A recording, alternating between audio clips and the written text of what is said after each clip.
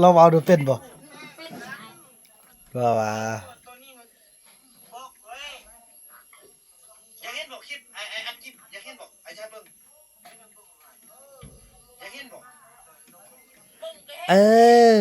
เขาไปมาแต่อีรุ่นกับขบเอื้อยชนคนนี้เขาไปติดป่าหนองอย่างม่านอยู่สามแคนเขาไปมาชุดได้หลายมือหลายปีแล้วต้นน้องมันนะเขาก็ไปเขาก็ไปซ้ำอีลี่เขาไปมานำอีลี่ฮะเขาไปกินเขาไปชื่อเบี้ยแล้วเขาก็มากินน้ำประชาอีลี่อีนี่ดอกปะน้องปลาตัวนั้นหนูน้องนึงเข้าแล้วโอ้เดี๋ยวนึงเข้าแล้วต้นจังสีละต้นเจ้าบุยูค่อยแห้งพุกเดียกมาเขาเดินยังไปอยู่เฮือนไอ้ติ๊กบ่อันนี้เขาอันนั้นไปยังอยู่เขาก็ได้คุ้มบ่ซ่องมือเขานี่นะโอ้ว้าแล้วบวกตั้งงานนี่คุ้มบ่บ่คุ้มดิโอ้บุกงานบ่คุ้มมันบ่ต้องได้ไปซื้อเพิ่มเนาะคันว่าขอบใจFCผู้มีน้ำใจแบ่งปันเหมือนฟ้าบันดาลให้สร้างรายการนี้มาสวยเหลือคนทุกข์คนจนหรือคนด้อยกว่าด้วยแห่งศรัทธาบุญนำพาได้มาร่วมทาง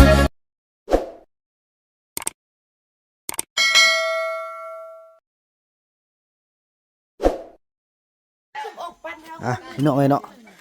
ไปโอ้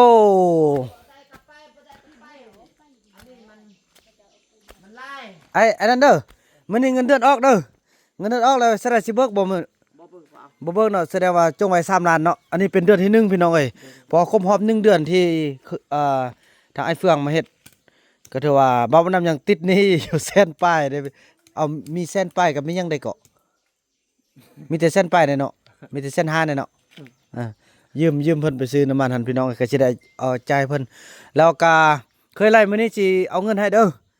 เฮ็ดเวียกช่วยมื้อนี้จะได้เอาเงินให้เพราะว่าเร่งพี่น้องเอ้ยเร่งอนามัยเนาะเพราะว่าเกี่ยมโอ้ทีมงานเบาเตียงทองก็ขึ้นมามื้อนี้แล้วสาวลี่คันอยากได้เงินแล้วลุกมาเด้อจะเอาเงิน500,000นึงมื้อนี้น่ะแล้วฮะบ่ต้องว่าแห้งบ่รอตื่นโอ้ตื่นกะยามันสวยแล้วเนี่ย8 โมงยังแล้ว8 โมงยังโอ้ติ๊กไว้สู่ห้องแห้งสั่นอยู่สปักแห้งบ่รอดตื่นว่าสั่นตื่นกะยาโอ้น้อติ๊กน้อมามื้อนี้ผู้ใดอันเฮ็ดเวียกแล้วได้เงินเด้อบ่เฮ็ดเวียกถ่ายลงคลิปไปเว้าเจ้านายเลยไรเอาใส่กันบางเด้ออันไอ้คุณไอ้นู่นแท้ไปนำเอาพ่อแม่เนาะสาลีอยากได้เงินแล้วลูกมาเด้อมื้อนี้ไอ้แจกเงินให้เด้อแต่ละคนจะให้100,000บ่อยากได้เงินเด้อไปเฮ็ดเวียกนำกันไปทางยะไปบ่แม่นเฮ็ดลานะเอาเงินนะไปแม่เฒ่ามีไปยายอยู่หั่นน่ะไปไอ้คุณได้เงินน่ะบ่ต้องค้านแม่ทัพแพทย์อยากได้เงินไปแม่ทัพแพทย์คือกันนี่ยันเพราะจะอนามัยบ่อนอันจอดรถพี่น้องเนาะแล้วก็เกี่ยมอันนั้นบางทีอันเฮ็ดเนี่ยก็บานแบบดั้งเดิมหั่นนะใส่กำลังได้ไอ้คุณเอ้ย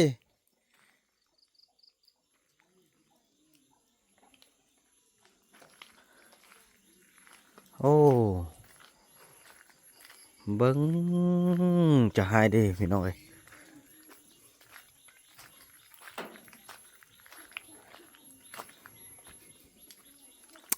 ยอมเลยเคยไรขนาดกับ2 คนพากันไปเฮ็ดแล้วก็บวกเขาคำหน่อยเถิงเอาอย่าไปก้อนเขาเถอะมันบ่อันนั้นแหละจุขี้คานอันนั้นแหละเสื้อซัดขี้คานนะขึ้นไปละมึน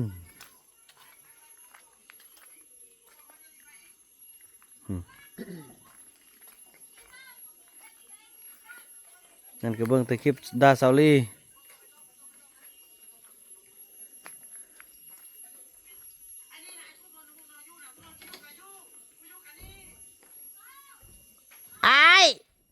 ไอ้อีบุญนำ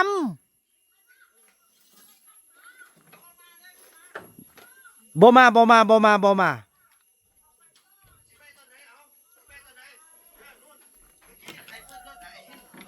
ากันย่างมามันก็เห็นไปเจาะกันแบบนั้นน่ะมันพูดเราเป็นพวกเมียกันได้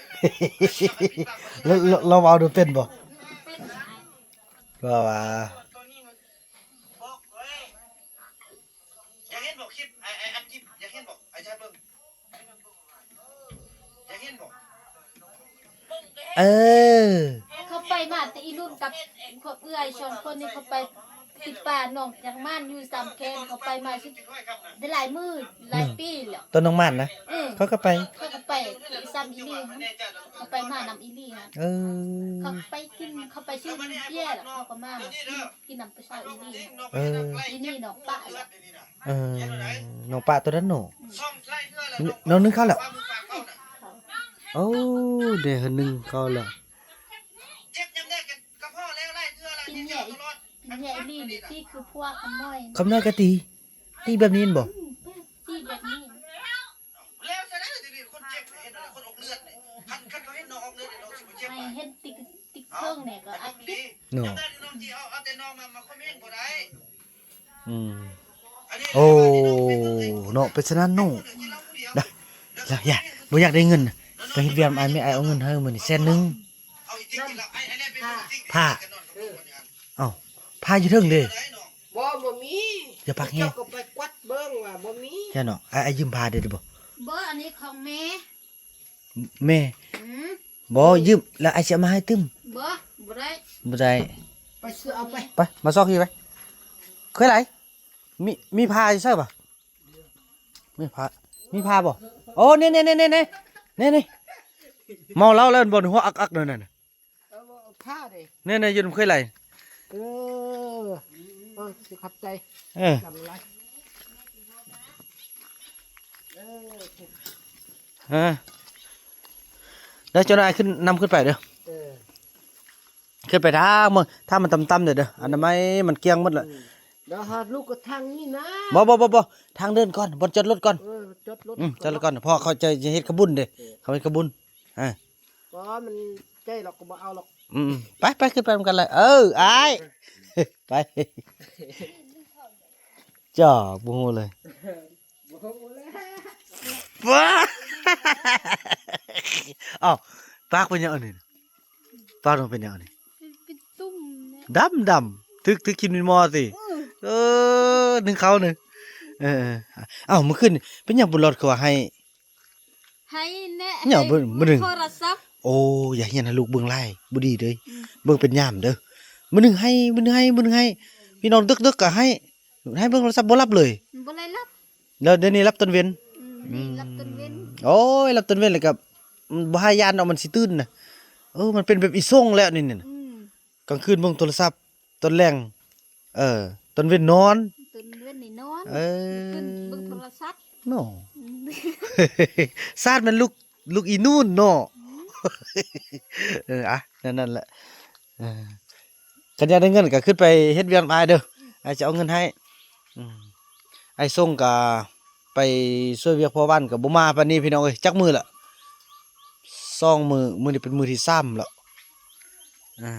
ระยะมันพี่น้องเอ้ยเนาะเรื่องมันเอาจังซั่นแหละพี่น้องเนาะพอบ่าวนำก็จะได้เกี่ยมยังโทรประสานเวียกพี่น้องเอ้ยพอเอาซี่เนาะมื้อนี้นายสร้างเพิ่นจะมาเฮ็ดเฮือนพี่น้องเอ้ยเนาะมาเฮ็ดเฮือนติ๊กให้แล้วหมดแล้วเนาะโอ้ยังนี่เขาสิมาเทนี่เด้อเทนี้บนลังถ้วยมื้อนี้เขาสิมาเทไอ้โทรบอกเขาแล้วเขามาเทหมดให้มันแล้วให้แล้วคือจุดนั้นหั่นแล้วก็แล้วบัดนี้เนาะล้างหน้าก็ เด้อจังซั่นแหละพี่น้องเอ้ยเนาะถือว่าเนาะพี่น้องหลังจากโอลมเวียกเป็นที่เรียบร้อยก็ถือว่าจะได้นี่มันนั่นจะได้เบิ่งทางซ่องน้องๆน้อยเนาะ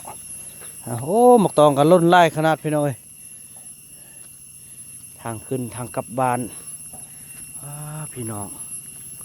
สุดยอดเลยเนาะ จะได้เอาไม้มาตีครอบตึมก่อนมันบ่งามนี่นี่ภาพบรรยากาศทางหลังบ้านเนาะเมื่อนี้วันที่25เนาะบ่าวเตียงทองก็กำลังเดินทางมาพี่น้องเอ้ย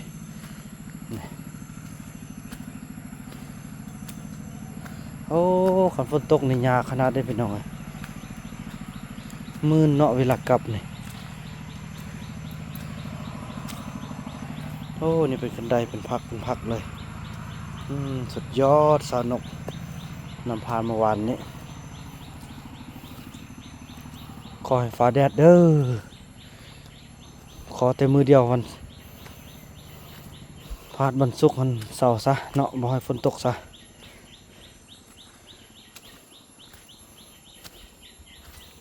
โอ้งาม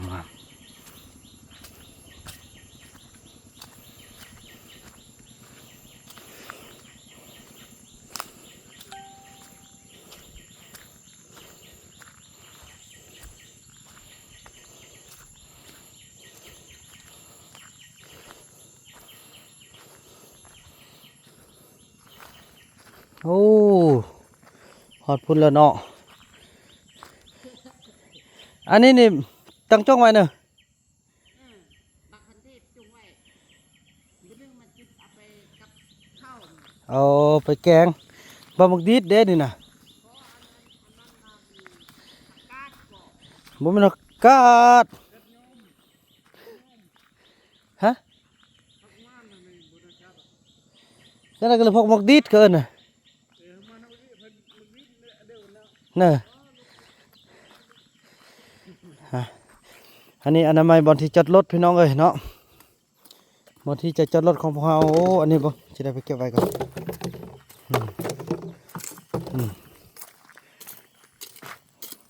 ดีกกอันนั้นดีแท้กะลกเนี่ยเนาะลกแล้วดีเด้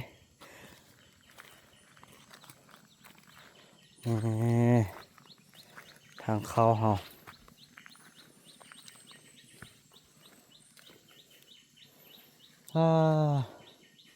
ถืออย่างกับไก่เข้ามาแล้วพี่น้องเอ้ยไก่จะสำเร็จเป็นงานของพวกเราแล้ว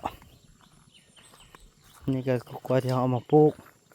แผ่นต่อไปแล้วมันปลูกมะกล้วยเด้เอากล้วยป้านี่แหละมาปลูกเลี้ยงอยู่ลุ่มหุ่นเพื่อเอาบ่ต้องแค่นี้มุ่นใส่อยู่แค่นี้เลยพามีจักดวงอ่ะอยู่ไหนมีบ่ทานยังบ่มักจิลกสวย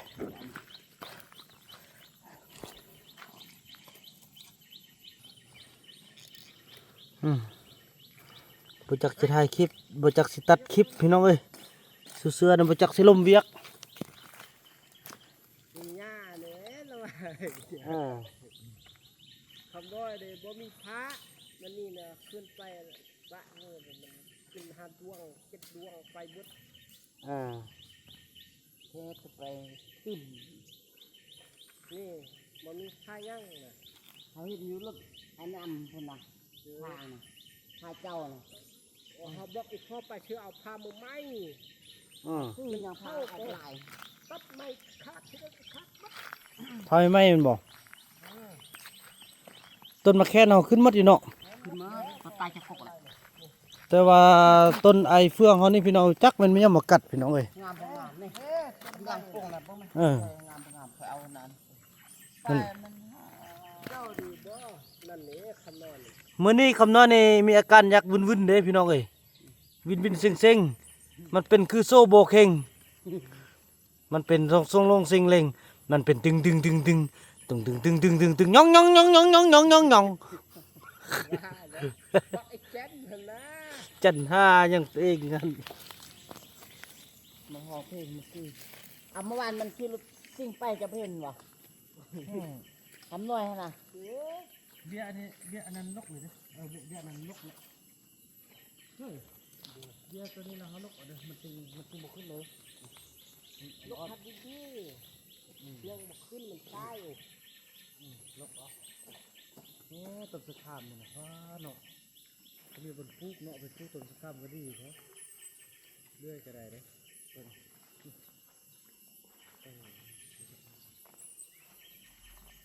บน จัดงานไหนลุ่มมันยังบ่เป็นแบบนี้เนาะ เพียงนี่แถวข้าง มันบ่มีน้ำใช่ไหมก็มันจะจัดที่นี่เลยเธอตัวดีก็ต้องน้ำตัวนี้นะนี่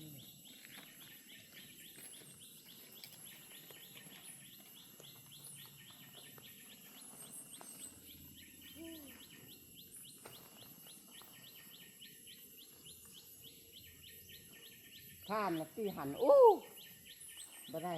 เอ้ยบ่ได้เด้ข้านบ่ได้เด้ข้านตัดคุยเด้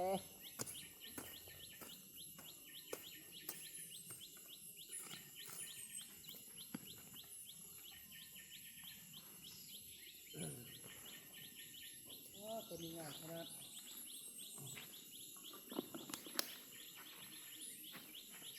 บ่ยินน่ะโทรศัพท์อ่ะ ยัง ดังในกุ๊กแก๊กกุ๊กแก๊กโทรศัพท์เขาดังนี่เวลาทำในกุ๊กแก๊กกุ๊กแก๊ก ไอ้ซี่นั่นน้องเอากล้องใหญ่เด้อน้องเอากล้องใหญ่ กุ๊กแก๊กกุ๊กแก๊ก มียาแนวด้วยเนาะมีคอโอเคซี่เอาสีขาวเพราะว่าเขาต้องเลือกเขาจะมักเนาะโดยเฉพาะคือทำเคยไล่นั่นแหละเพิ่นก็มักนำเนาะเป็นสีขาวน้องสร้างเข้ามาแล้วเด้อจักหน่อยเขาจะเอามาส่งนำโต๊ะนำเต็นท์พอดีมีหมู่น้องจะมาส่งโต๊ะส่งเต็นท์นี่แหละเอาเพิ่นเอามาเลยพอน้องเล่นไปก็คือว่าเนี่ยระยะทางก็ไกล กันคนเฮาห่มมือแม่อันหน้าเดียว อืม ยังก็ได้ก็ถึง ต้นจังสีละตอนเจ้าบุยูค่อยแห้งพุกเรียกมาเขาเดี๋ยวนี้ยังไปอยู่เฮือนไอ้ติ๊กบ่ อันนี้เท่าอันนั้นก็ยัง ยังอยู่เขาก็ได้คุ้มบ่ซ่องมือเขานี่นะ โอ้กว่า ว้าแล้วบวกทางงานนี่คุ้มบ่บ่คุ้มดิ โอ้บุกงาน บ่คุ้มมันบ่ต้องได้ไปซื้อเพิ่มเนาะ คันว่าเป็นหนึ่งคันนอนเสีย พี่น้องไอ้เนาะพอดีเขาจะโทรมาพอเรื่องเวียกเคลียร์เวียกหักกันแล้วเสี่ยวอันตัวได้ออกมาแล้วตัวมอฮอดบ้านพักอันปานิดาหันบ่อยู่อันใกล้น้ำนาอุ้มมันน่ะให้ตัวไทยฮูบอันเบอร์โทรเขาเด้อเพอเฮาจะได้เกี่ยมจองห้องให้ทางจุทีมงานใส่บุญเบาเตียงมาแต่ภาคใต้เด้อเอาหาตัวไทยฮูบมาเฮาเด้อพอโทรคนโทรมายังพี่น้องเอ้ย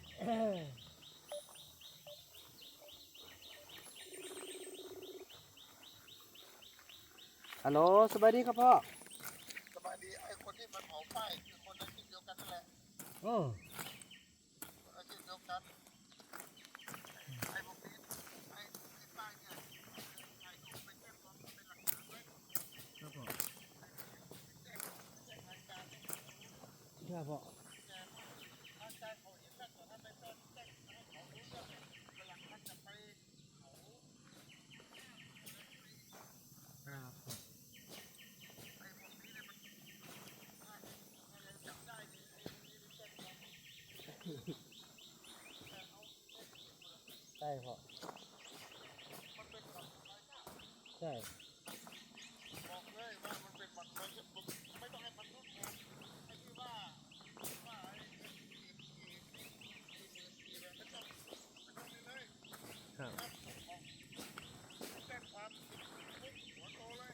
ใช่พ่อตอนนี้ลูก บอลไปพลาดอ่ะ ลูกแจ้งแล้วพ่อลูกแจ้งเจ้าหน้าที่เป็นที่เรียบร้อยครับพ่อเพราะคือวันที่ 27 นี้จะถึงแล้วนะพ่อยังไงไม่ว่างมาหาลูกบ้างเลยพ่อ วันที่27นี่เหลือ ครับพ่อ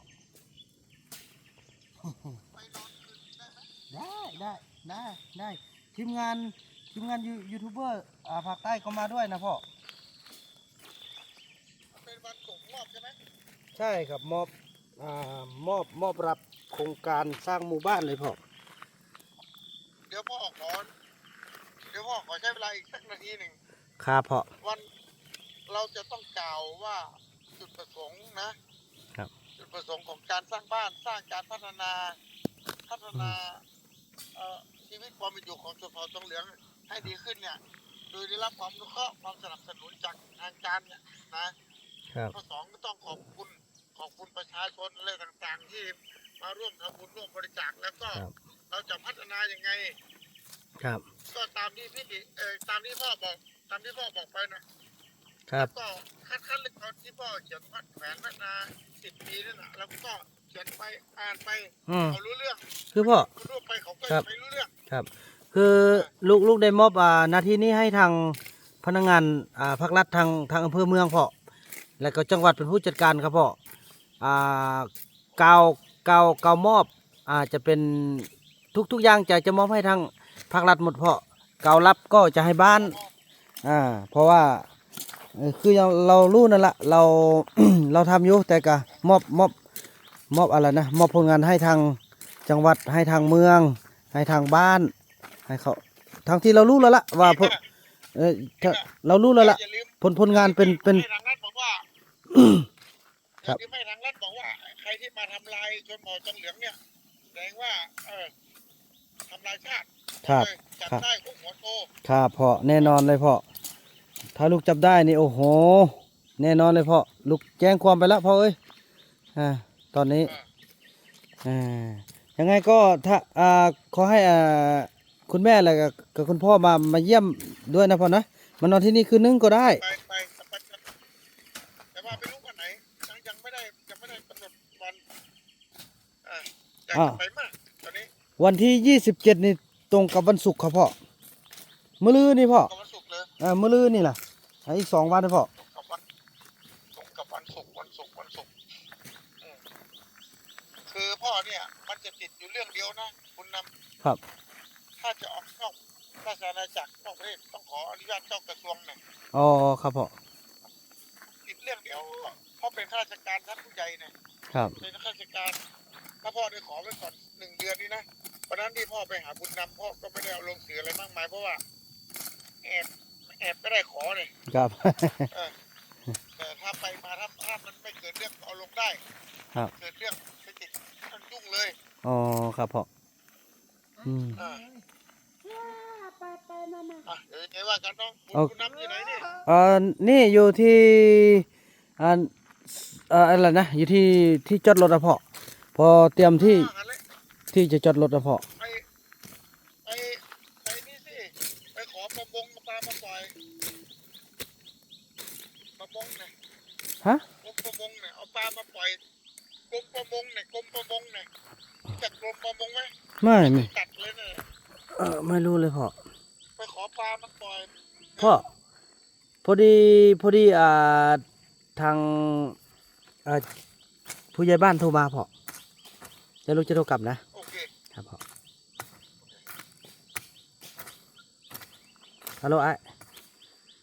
เออ โดย ไปถูกขัง โดยอันนั้นซี่นี่เอาป้องใหญ่ป้องน้อยไอ้ ป้องยาวเลย จักคันเอาป้องน้อยสิบ่พอเอาในห้องน้ำห้องกว้างเลยน้องว่าเอาป้องใหญ่เลยนะเพราะว่า คือลูกกิ่งมันเนี่ยเด้อ เอาโดยในบ่บอกน้องเลยนี่เดี๋ยวน้องโทรบอกเดี๋ยวพอมันน้องให้อันพูนเข้ามาส่งเต็นท์นะเสี่ยวนะอยู่บ้านบ้านพูนนั่นแหละเอามาให้เลยหั่นน่ะเลยลูกกิ้งเนาะ ลูกกิ่งอันนั้น5 4อันป้าเฮือนน่ะ จะได้จุดในสร้างเข้ามาแล้วบ่มื้อนี้ไอ้ ว่าแค่ได้สร้างที่เขาไปมานี่ ให้มันสำเร็จหมดแล้วเนาะพอมื้อนี้มือก็น่าจะ เทพูดนี่มื้อนี้โอ้เนาะมื้อนี่ก็แข้งแล้วเนาะโดย ได้เอากล้วยไปไอ้มันเป็นเมียไล่ลุงหน้าแล้วเนี่ย โดย กล้วย โดยอ่า ไม่ต้องกล้วยเลยแล้วสำเร็จเอา โดยโอเค โอเค นะครับจ้าโอ้ลืมลูกกิ้งเด้อนี่นะ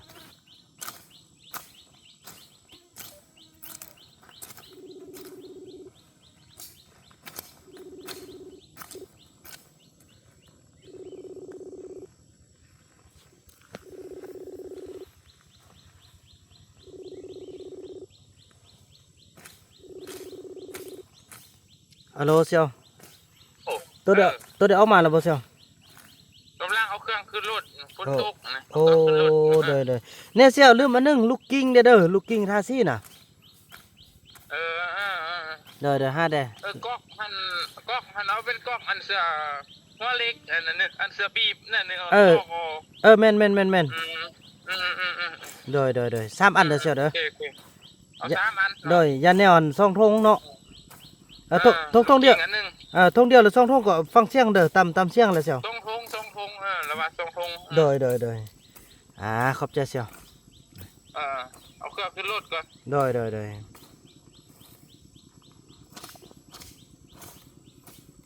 โอ้ไอ้คุณมาแล้วป้าดี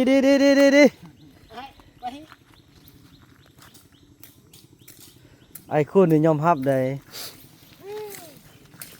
มาละไอ้คุณไอ้คำน้อยอย่าสุไปฟันอันกกอันเฮาปลูกเด้อกกอันนั้นน่ะกกมะแค่นน่ะอยู่เทิงมันเนาะโหละเนาะเนี่ยถ้ากินเนี่ยมันผู้ใดบ่ได้อาบน้ำมันคือว่ากินบ่อยากประสงค์ปานใดใส่อยู่นี่น่ะ ลุงคนนั้น อ๋อนี่โอ้ปงหมดแล้ว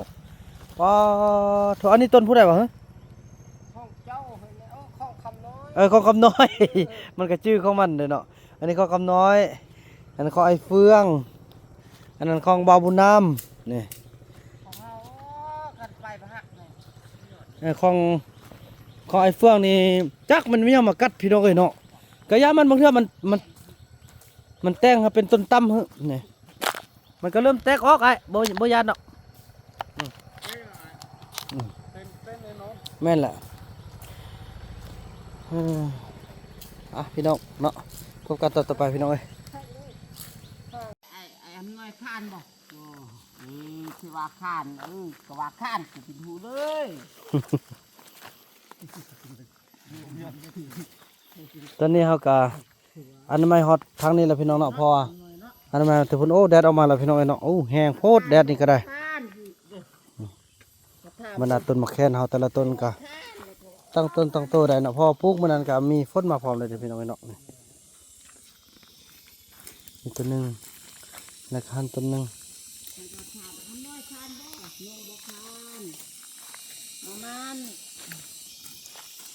แดดเด้อแดดเด้อเลยเลี้ยงกันเข้ามาแล้วเด้อพี่น้องเอ้ยต้นนี้ก็งามอยู่บ่ต้นนี้โอ้อันนี้นี่นี่ลำปงแล้วเนาะปงละกระปงโอ้นี่ต้นสมฟดเด้อนี่นะย่าต้นสมฟดนี่จ้องไว้เด้อแม่นบ่ต้นเยอะนี่เนาะน้อยจงไว้ต้นนี้นะเด้ออย่าลกเด้อต้นนี้เด้อต้นหมกสมฟดนี่จงไว้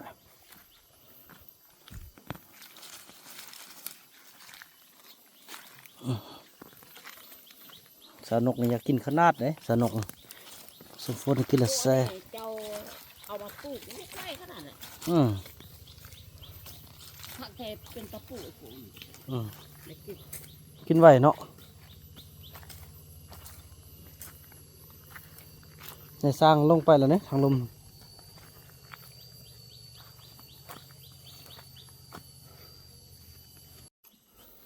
แล้วเนาะตัวทางทีมงานเฮากันน่าจะแล้วพี่น้องเอ้ยพอเบ้านำให้ทางนี่แหละก็ออกไปทางพุ่นเนาะ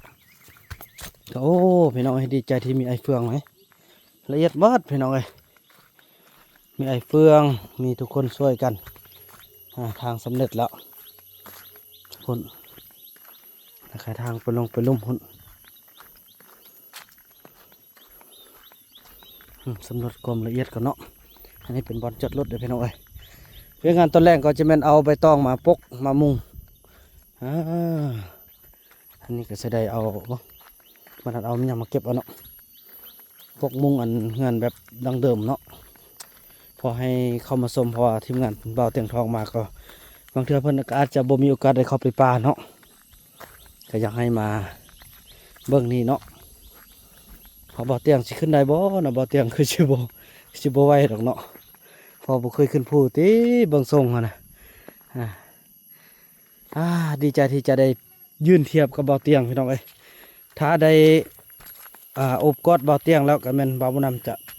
ขอเอาจิตวิญญาณของเบาเตียงมาใส่ใจให้เป็นคนใจเย็นที่สุดพี่น้องเอ้ยเนาะในการที่ว่าทำคลิปคือเบาเตียงนี่ใจเย็นได้ยอมรับใจเย็นพี่น้องเอ้ยบ่ได้ใจฮ้อนใจยั่งเลยบางทีตอนไม่ๆก็สิแบบนั้นแหละตอนบ่มีประสบการณ์เนาะตอนนี้เพิ่นก็เป็นระดับอาจารย์แล้วเพิ่นก็อาจจะฮู้เนาะดีส่วนอื่นยังต่างๆแล้วพี่น้องเอ้ยอันนี้ก็เรียบร้อยแล้วสำเร็จเสร็จสิ้นกันไปแล้วพี่น้องนี่สะอาดงามตาแล้วทางขึ้นเฮาเดี๋ยวบ่าวน่าจะให้ไปเบิ่งนะคนอีสายันลื่นพี่น้องไปจุดปลายนะพี่น้องเอ้ยสัวจุดปลายเนาะคอมบดีพี่น้องเอ้ยเอาไฟไปเผาปลายพี่น้องตายมา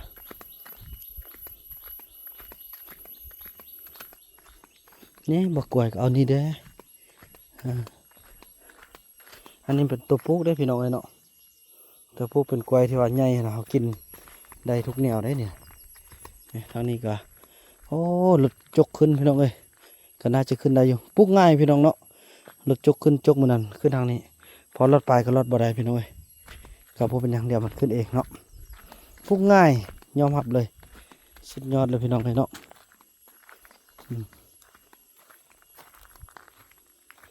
นี่พี่น้องเบาหน่อยจะให้เบิ่งเด้อทางพากันทางอันนี้เด้เนี่ยเอาไฟจูดนี่เลยพี่น้องเนาะเห็นบ่ไฟเผานี่เลย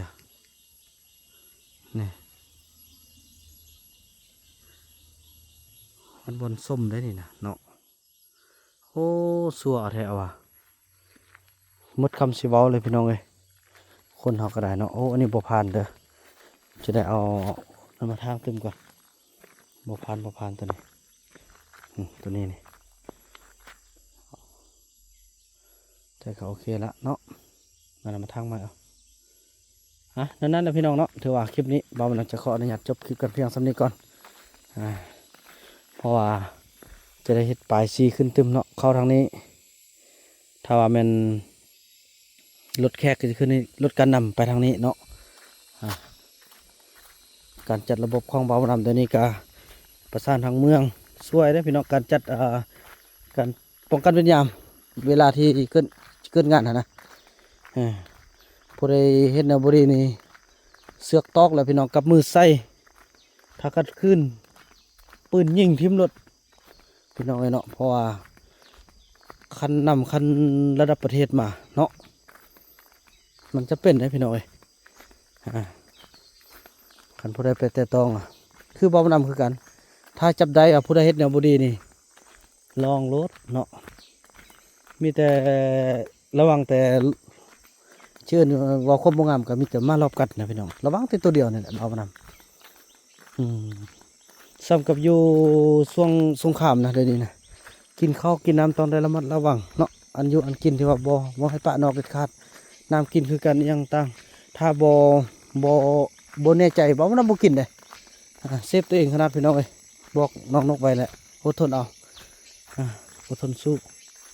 มีสักวันหนึ่งเขาก็คงจะผ่านพ้นไปว่ะจากสั้นแล้วพี่น้องเนาะคลิปนี้บ่าวนำขออนุญาตจบคลิปกันสำนีพี่น้องเลยแล้วพบกันใหม่ในคลิปต่อไปคลิปนี้บ่าวนำขอกล่าวคำว่าสบายดี